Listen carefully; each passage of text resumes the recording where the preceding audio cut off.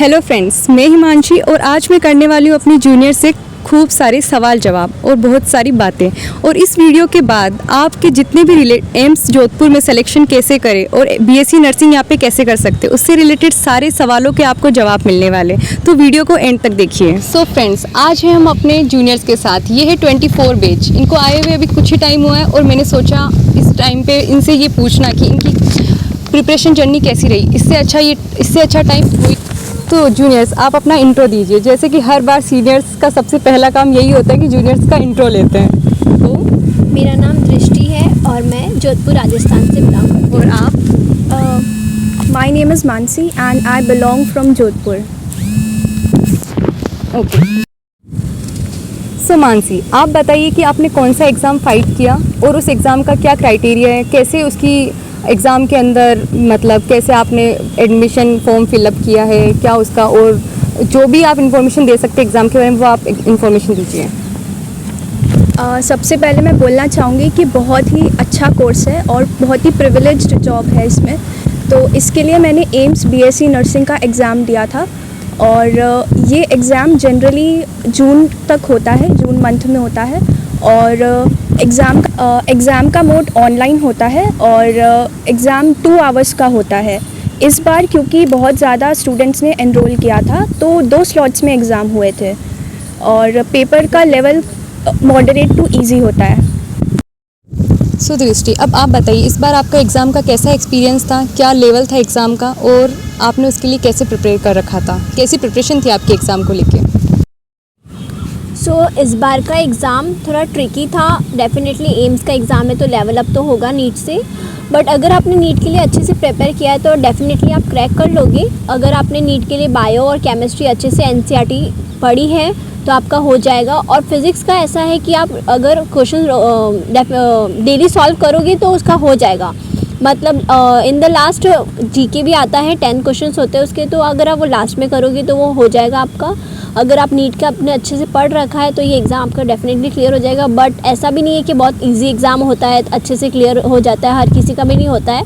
Definitely AIIMS का exam है तो थोड़ा टफ तो होता ही है। दृष्टि ने बताया कि उसने नीट की प्रिपरेशन भी कर रखी है। एम्स बीएससी नर्सिंग में एडमिशन से पहले उन्होंने नीट की प्रिपरेशन कर रखी है। तो हम पूछते हैं कि क्या नीट की प्रिपरेशन करना ज़रूरी है बीएससी नर्सिंग के लिए, एम्स बीएससी नर्सिंग में एडमिशन के लिए, या इसका पेपर इतना टफ है कि इसके लिए अपन को नीट की प्रिपरेशन करनी पड़ेगी?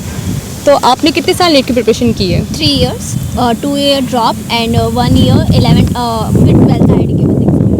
ओके। और आपके क्या स्कोर रहे उसमें? इस बार मेरा स्कोर 650 था। 650 एक्चुअली इस बार मैंने नीट का एग्ज़ाम दिया था और उसमें मेरा स्कोर 650 था। But due to the NEET scam मुझे कॉलेज नहीं मिला। और एग्ज़ाम टफ़ तो नहीं होता है अगर आपने नीट के लिए अच्छे से प्रिपेयर कर दिया है तो। अब अगर आप लास्ट में 1 मंथ में भी अगर प्रिपेयर करोगे, एनसीईआरटी को एक बार रिवाइज करोगे तो ये आपका एग्ज़ाम अच्छे से क्लियर हो जाएगा विद गुड रैंक। और इसमें मेरा रैंक था एम्स बीएससी नर्सिंग में 229।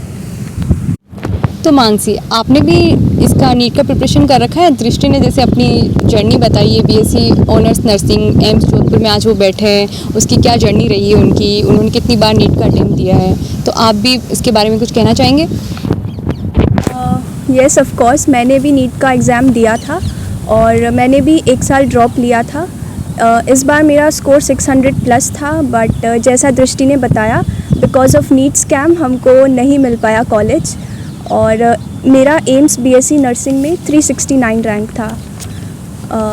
ये भी बहुत ही एक अच्छा प्रिविलेज्ड एरिया है फॉर योर फ्यूचर, तो इसको ऑप्ट करना मैं मानती हूँ बहुत ही अच्छी बात है।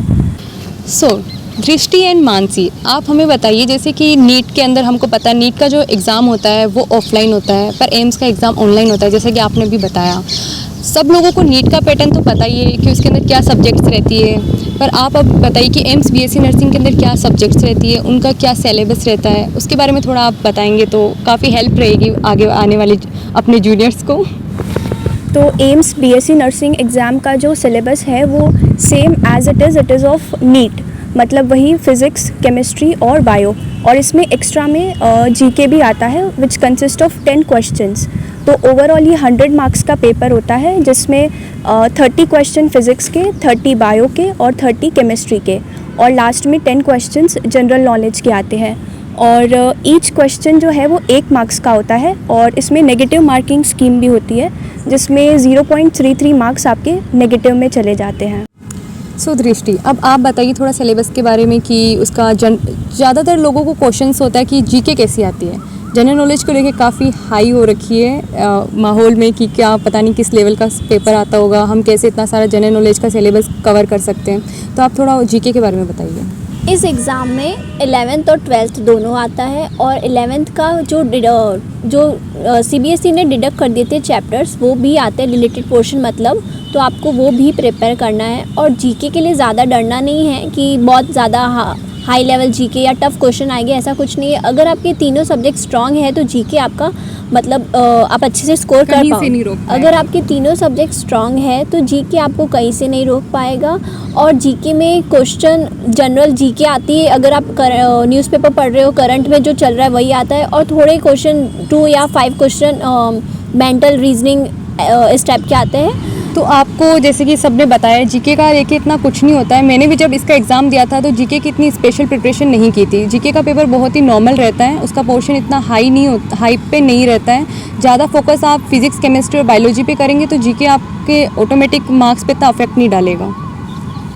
एक जो सबसे बड़ा क्वेश्चंस रहता है सारे स्टूडेंट्स का कि क्या कट ऑफ रहती है एम्स जोधपुर की। मैं सारी जनरलाइज नहीं कर रही कि ऑल इंडिया एम्स की क्या कट ऑफ रहती है सारे एम्स की, मैं आपको सिर्फ बताऊंगी एम्स जोधपुर की क्या जनरल कट ऑफ रही है इस बार। तो सबसे पहले अपन जूनियर से पूछ लेते हैं कि वो कौन सी हाई कट ऑफ लेके एम्स जोधपुर में आए हैं। तो दृष्टि, आपकी क्या कट ऑफ रही है यहाँ पे? मेरी रैंक 229 थी और मेरा फर्स्ट राउंड में ही सिलेक्शन हो गया था। अच्छा, तो आप फर्स्ट राउंड में आए हैं ना। और आपकी मानसी? मेरा रैंक 369 था और मैं जनरल कैटेगरी से हूँ। तो फर्स्ट राउंड में मुझे एम्स भोपाल अलॉट हुआ था तो मैंने सेकंड ऑप्शन चूज़ करके अपग्रेड करवा दिया, तो मुझे सेकंड राउंड में एम्स जोधपुर अलॉट हुआ और मैं इस चीज़ से बहुत खुश हूँ। तो देखा आपने, एम्स जोधपुर फर्स्ट राउंड में नहीं मिल पाता है बहुत बार अच्छी रैंक के बाद में, क्योंकि इसकी कट ऑफ काफ़ी ज़्यादा जाती है। बट इस बार इसकी कट ऑफ जितना मैंने अभी जूनियर से पूछा है, उनके रैंक के बारे में पूछा है, उससे जनरल रैंक की जो कट ऑफ रही है वो रही है 400 के अंडर। अगर 400 के अबाव है तो आपको फर्स्ट राउंड में तो नहीं मिल सकता एम्स जोधपुर, पर सेकंड राउंड में थोड़े चांसेस हो सकते हैं कि आपको एम्स जोधपुर मिल जाए। पर मैं अभी भी जनरलाइज नहीं कर रही कि आपको 400 रैंक के अंदर एम्स जोधपुर मिल सकता है, क्योंकि जो मानसी है वो सेकंड राउंड में आई है एम्स जोधपुर में। तो हमने की जूनियर से बहुत सारी बातें, और अब फाइनली हम जूनियर से पूछ लेते इतनी सारी बातें करने के बाद कि उनको यहाँ आके आखिर कैसा लग रहा है, कि क्या सच में ये उनका ड्रीम प्लेस है। हाँ, आखिर हर कोई चाहता है कि एम्स जोधपुर में वो आए और यहाँ से BSc ऑनर्स नर्सिंग या कोई भी कोर्स करें। यहाँ के सारे कोर्स काफ़ी अच्छे होते हैं। तो आइए जूनियर से पूछते कि क्या उनका एक्सपीरियंस है। तो दृष्टि, आप बताइए आपका यहाँ आके कैसा एक्सपीरियंस लग रहा है? क्या आपको सच में वो फील आ रहा है जो आप हमेशा यूट्यूब पे शॉर्ट्स देख के लगता था कि कभी एम्स मिल जाए तो बस ज़िंदगी बन जाए, वो फील आया कि नहीं? डेफिनेटली वो फील आया, और यूट्यूब में जो दिखाता है उससे कहीं ज़्यादा बढ़कर एम्स जोधपुर है। यहाँ का जो एनवायरनमेंट, वाइब्स सब बहुत ज़्यादा ही अच्छा है। यहाँ पे स्पोर्ट्स कॉम्प्लेक्स है, साइकिलिंग है, स्विमिंग है, जिम है, डांस है, म्यूज़िक है, और जो भी मतलब आपकी जो भी एक्टिविटीज़ है जो आपकी छूट गई है या फिर आप ज़्यादा इंटरेस्ट करने में हो, आपकी हॉबीज़, वो आप यहाँ पे कंटिन्यू कर सकते हो। मतलब स्टडीज़ के साथ साथ भी ये सब चीज़ें आप कर सकते हो। यहाँ पे फेस्ट होते हैं। और अच्छा दृष्टि, रुको तो ज़रा, सब कुछ यहीं बता दोगे तो आगे फिर क्या देखोगे आप? ठीक है, अब मानसी आप बताइए आपका क्या एक्सपीरियंस है यहाँ का? तो हमें यहाँ पे आके अभी 1 मंथ हो गया है और अभी तक का एक्सपीरियंस बहुत ही अच्छा और वंडरफुल रहा है। और आई एम वेरी एक्साइटेड कि हमारी कब क्लिनिकल पोस्टिंग शुरू हो और हम वार्ड में जाएं और सब पेशेंट से डील करें। और बहुत ही खुशी हो रही है यहाँ पे आके। और best, I think this is the best place that I have ever been to and it's a dream come true।